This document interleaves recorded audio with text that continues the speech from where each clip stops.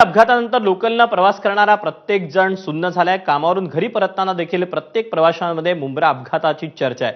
सध्या मुंबईतल्या विविध स्थानकांवर काय नेमकं चित्र आहे आपण आपल्या प्रतिनिधींकडून जाणून घेऊयात। माझा सहकारी वेदांत देव आपल्यासोबत आहे। वेदांत, सध्या तू कुठे आहेस आणि आत्ताची संध्याकाळची 7ची परिस्थिती, चित्र आणि प्रवाशांच्या एकंदरीत काय भावना आहे?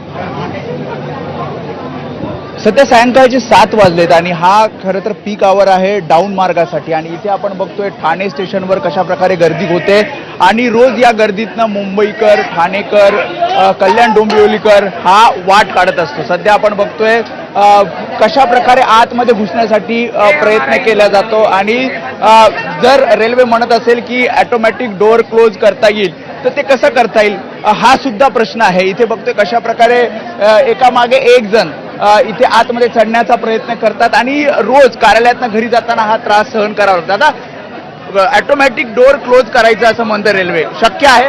नाही, शक्यता नाही। शक्य नाही। तुमचं काय म्हणणं आहे, शक्य आहे? नाही, शक्य नाही सर। रोज तुम्ही असंच जाता? हो, गर्दी किती आहे बघा।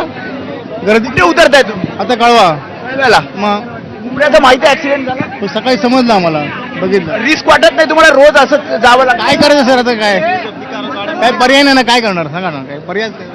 त्यामुळे एकामागे एक आतमध्ये जाण्याचा प्रयत्न हे करतायत आणि मोठी गर्दी इथे आपल्याला या ठाणे स्टेशनच्या प्लॅटफॉर्म्सवर पाहायला मिळते। प्लॅटफॉर्म नंबर 2 असेल, प्लॅटफॉर्म नंबर 4 असेल, 6 असेल, अगदी अशाच प्रकारची गर्दी आपल्याला विविध ठिकाणी पाहायला मिळते आणि इथे प्रत्येक जण वाट बघतं की आपल्याला जागा कशी मिळेल आतमध्ये जाण्यासाठी आणि हाच जीवघेणा प्रवास मुंबईकरांना रोज करावा लागतो।